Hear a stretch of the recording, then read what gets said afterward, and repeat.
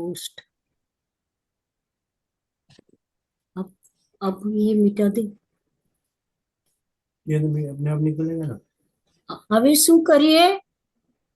ચાલુ. अच्छा,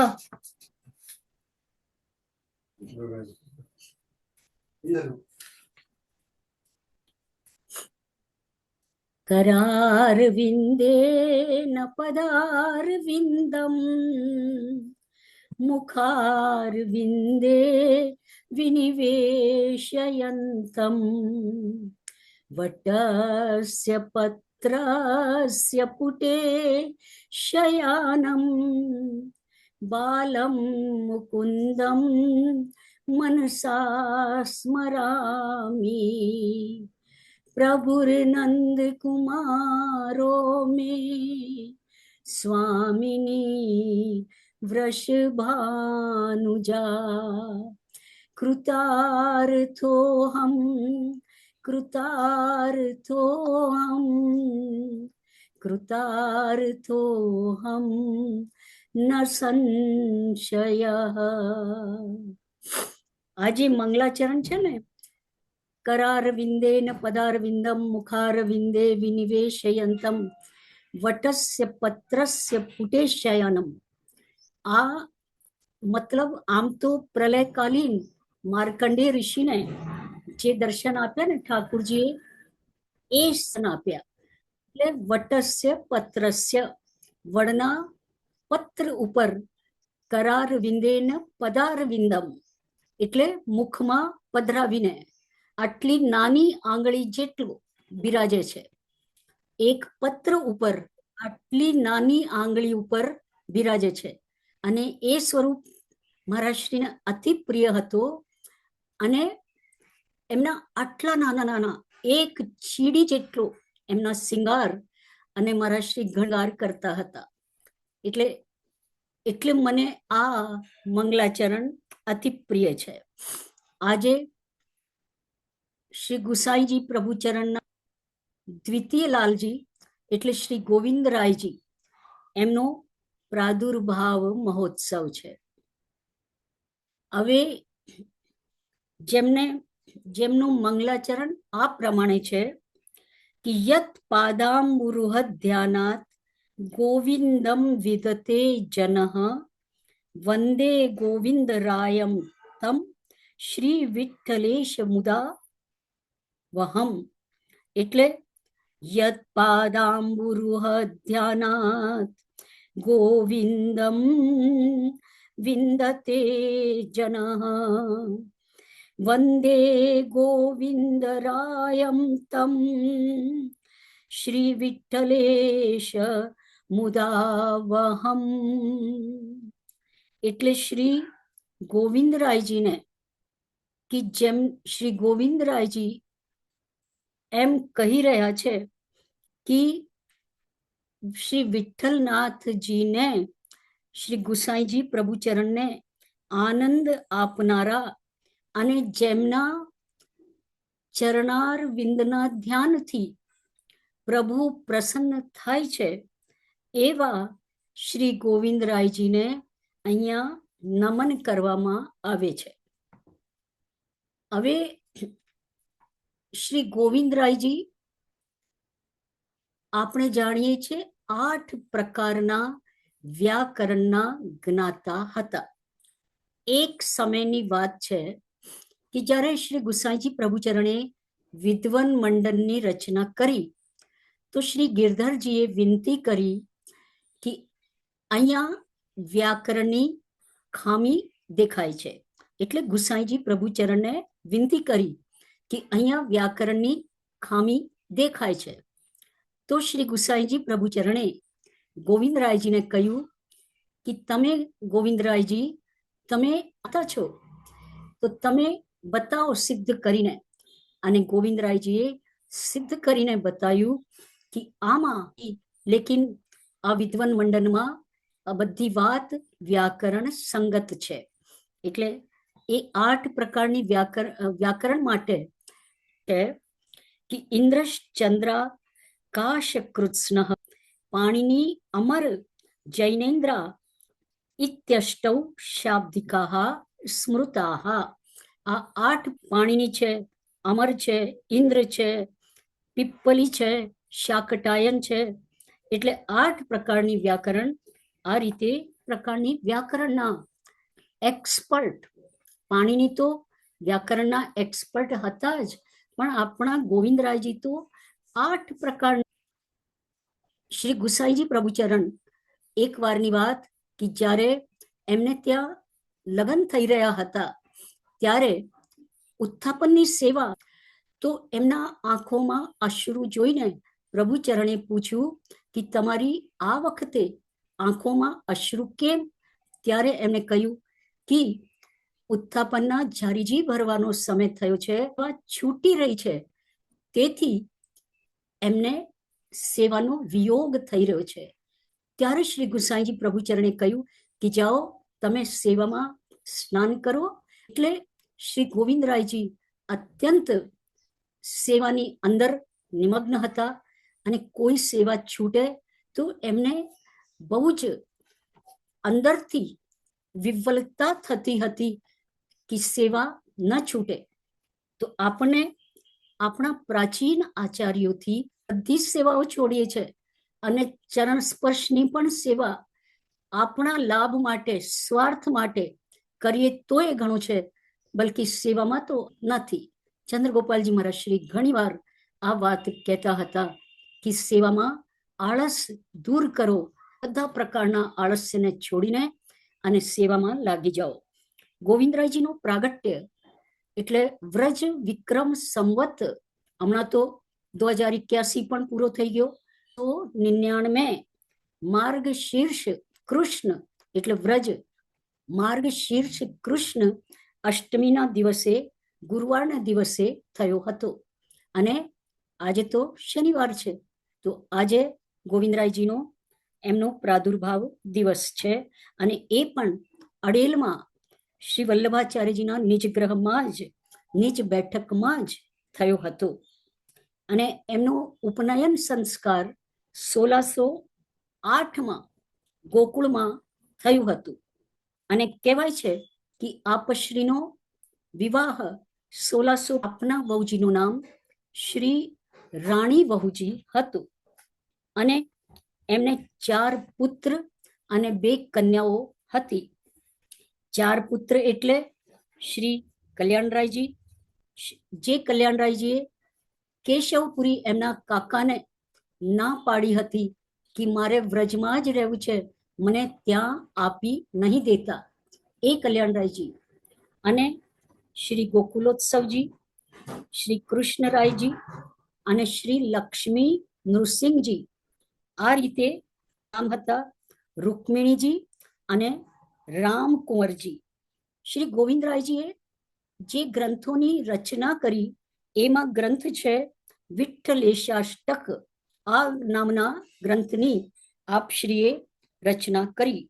અને શ્રી ગુસાઈજીને જે સ્વરૂપ વિઠ્ઠલનાથજીનો, મતલબ શ્રી વિઠ્ઠલનાથજીનો પ્રાપ્તમાં બિરાજમાન છે, એ સ્વરૂપ આપશ્રીને એટલે શ્રી ગોવિંદરાયજીને પ્રાપ્ત થયું છે.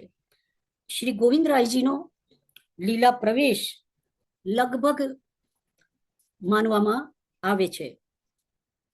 અને એમના જ્યેષ્ઠ પુત્રનો નામકરણ એટલે જ્યારે એમના જ્યેષ્ઠ પુત્રનો જન્મ થયો તો શ્રી ગુસાઈજી શ્રીનાથજીને શિંગાર ધરાવી રહ્યા હતા.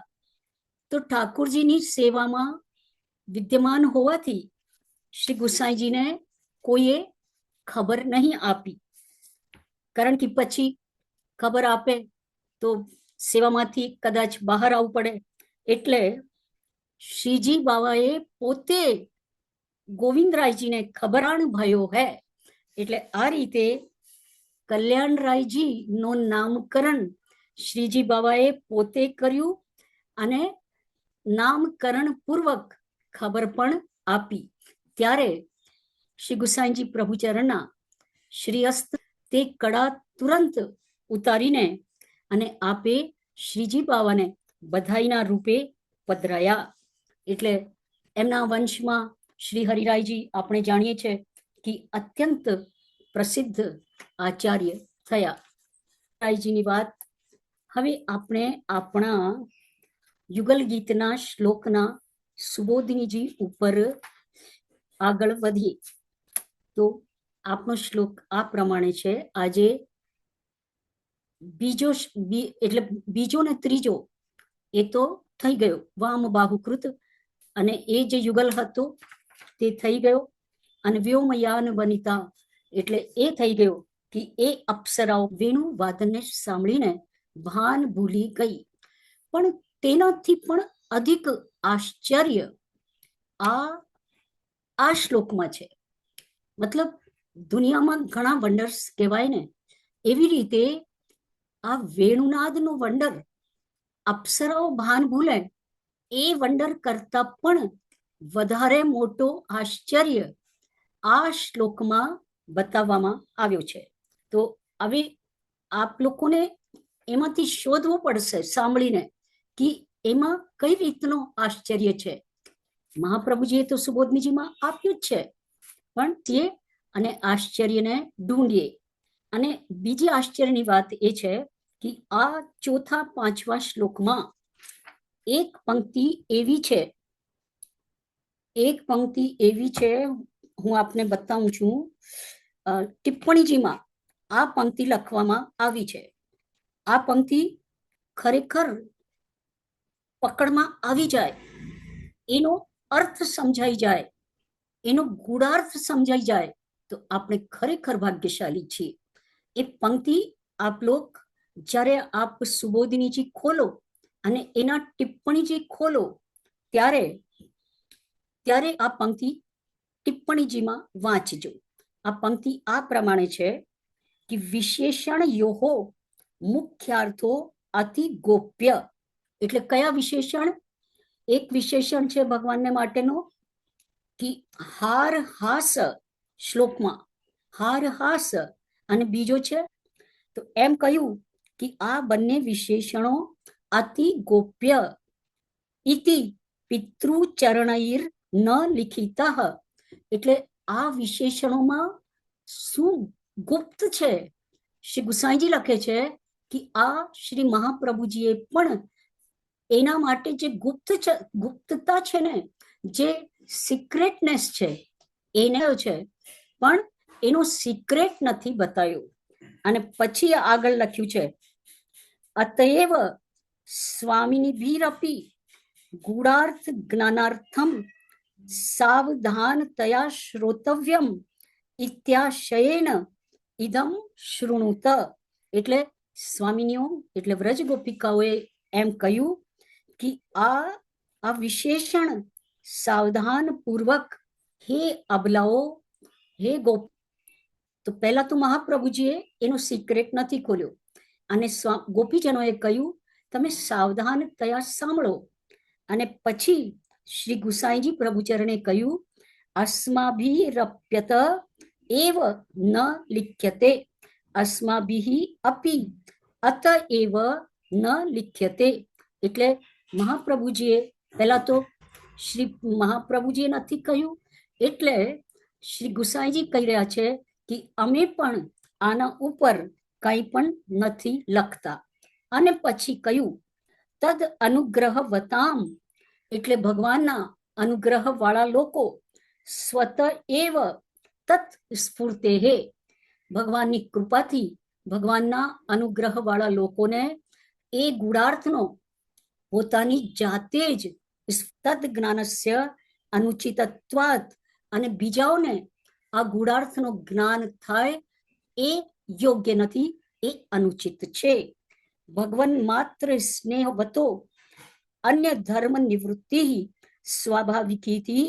એટલે એમ કહ્યું કે ભગવાન માત્ર સ્નેહવતો, ભગવાનમાં જેમનો સ્નેહ છે એટલે ભગવાનમાં સ્નેહ વાળાઓને અન્ય ધર્મોની એટલે પ્રાપંચિક ધર્મોની, સાંસારિક ધર્મોની નિવૃત્તિ સ્વાભાવિક રીતે ઓટોમેટિક, મતલબ સિદ્ધ જ છે, એને સિદ્ધ કરવાની કોઈ આવશ્યકતા નથી.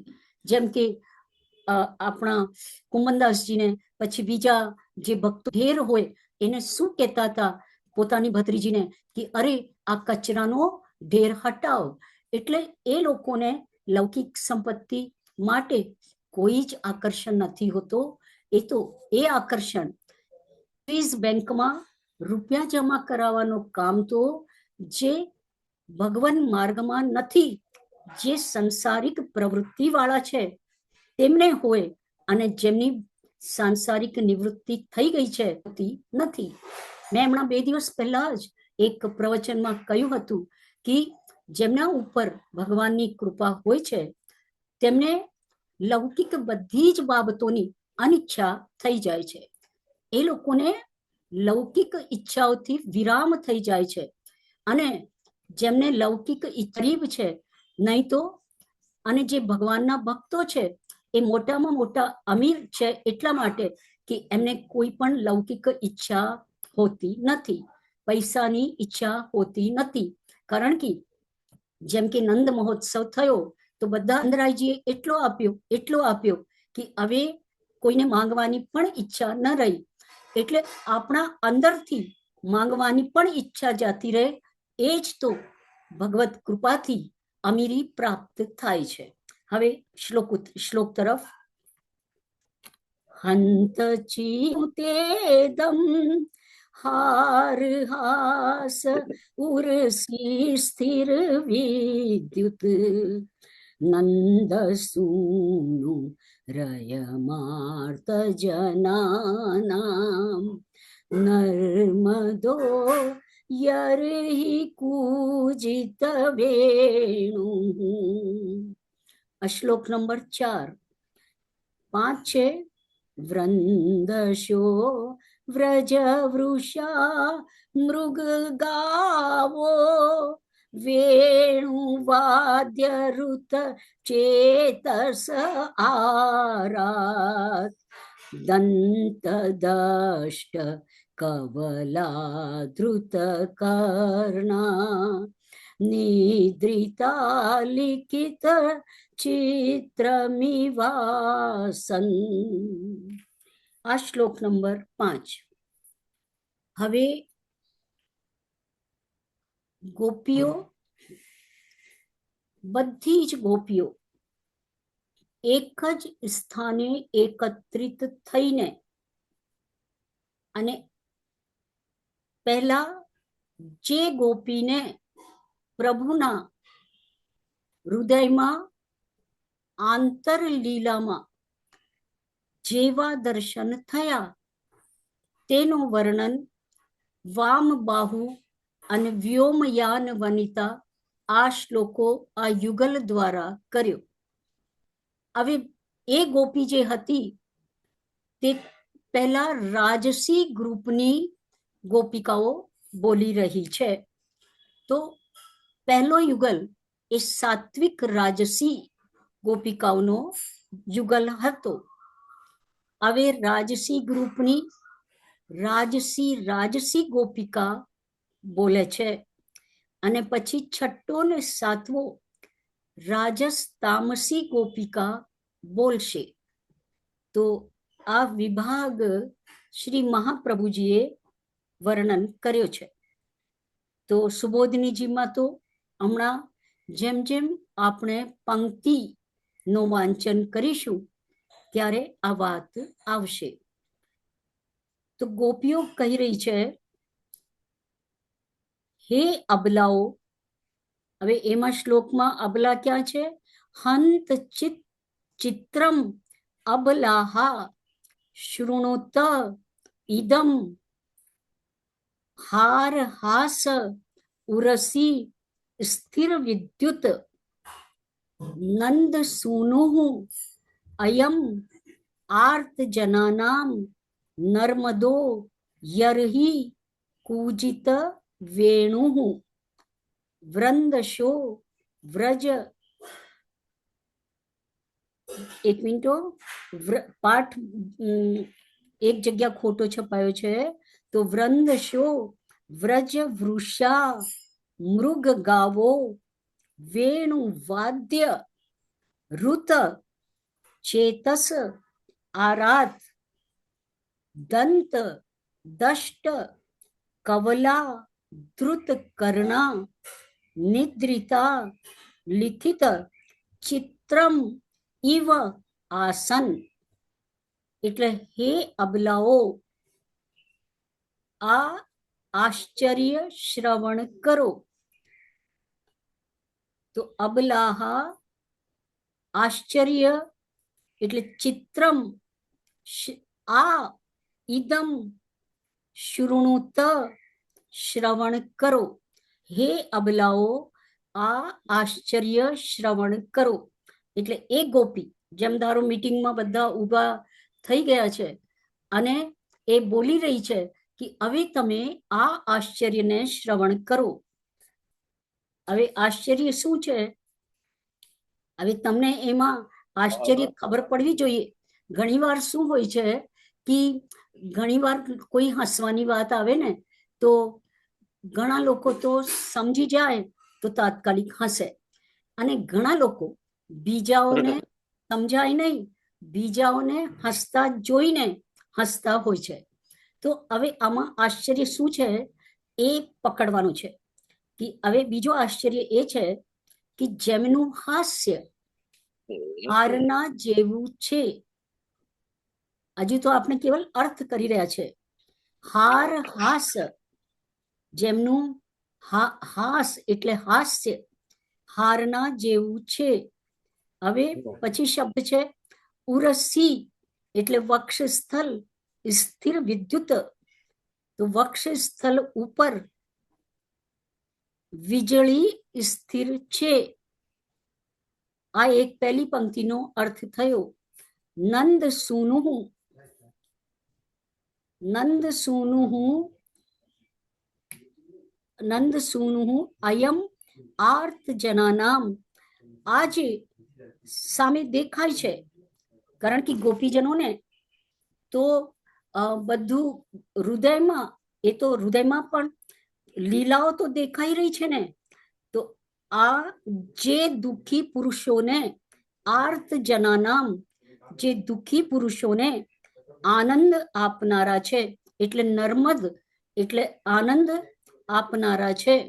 નંદ સુનું, આ નંદરાયજીના સુનું પુત્ર આર્ત જનાનામ, દુઃખી જનોને નર્મદો આનંદ આપનારા છે. અને જ્યારે વેણુ વગાડે છે ત્યારે શું થાય છે? જથ્થાબંધ વ્રજના આખલાઓ, વ્રંદશો વ્રજ વૃષા, વ્રજના આખલાઓ, પછી જંગલી પશુઓ એટલે મૃગ, અને ગાવો એટલે ગાયો. તો એમના ચિત્ત દૂરથી, દૂરથી માટે શબ્દ છે આરાત, એટલે દૂરથી વેણુ વાદ્ય, વેણુ વાદન કરીને ઋત ચેતસ, ચેતસ એટલે ચિત્ત દૂરથી મતલબ હરી લે છે અને એમના એમ રહી જાય છે. પછી દંત દષ્ટ કવલા, તેઓ કાન માંડીને અને નિદ્રામાં પડી જાય છે. તેઓ દાંતથી કરડેલા કોળિયાઓ, તેઓએ દાંતથી કરડેલા જે એમના કોળિયાઓ છે એ એમને એમ રહી જાય છે. દંત દાંતથી, દષ્ટ કવલા એટલે કોળિયાઓ, દાંતથી કરડેલા કોળિયાઓ એમને એમ રહી જાય છે.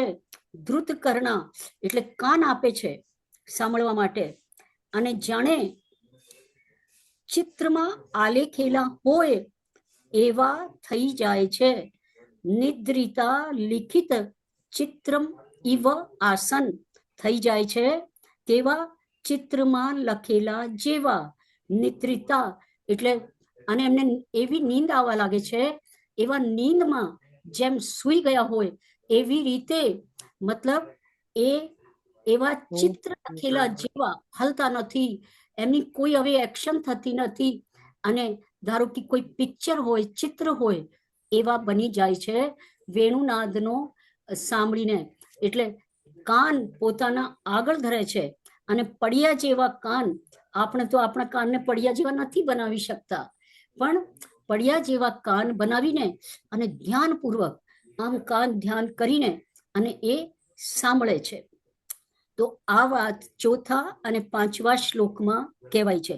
હવે એના સુબોધનીજી બહુ જ લાંબા છે અને બહુ જ ગહન છે, એટલે મને લાગે છે સુબોધનીજીને માટે કમસે કમ એક શનિવાર તો જોઈશે જ. તો આપણે હવે આગલા શનિવારે એના આ શ્લોકના સુબોધનીજીને આપણે સાંભળીશું અને ફરી એનો સુબોધનીજીનો આનંદ પ્રાપ્ત કરીશું. આટલું કહી અહીંયા જ વિરામ પામું છું. હમણાં તો મારી આજે તો તબિયત એટલી ખરાબ છે કે તમને શું બતાવું, મારો આ રાઈટ હેન્ડ એકદમ લટકી ગયો છે અને સૂનો થઈ ગયો. ખબર નથી પડતી કે આમાં અચાનક બેઠા બેઠા શું થઈ ગયો. તો હવે મારે પાછો ન્યુરોને કન્સલ્ટ કરવો પડશે કે મારા હાથથી લખાય અને બરાબર સેવા પણ થાય. અચાનક હાથમાં આ ચેન્જ આવી ગયો, જે મને ક્યારે નહોતો. તો બધું ભગવાન લીલા છે, આપણે જોઈશું આગળ શું થાય છે. તો હમણાં આટલું કહી હું વિરામ લઉં છું. પધારો શાસ્ત્રીજી. હા વરુજી, પ્રણામ. હાજી.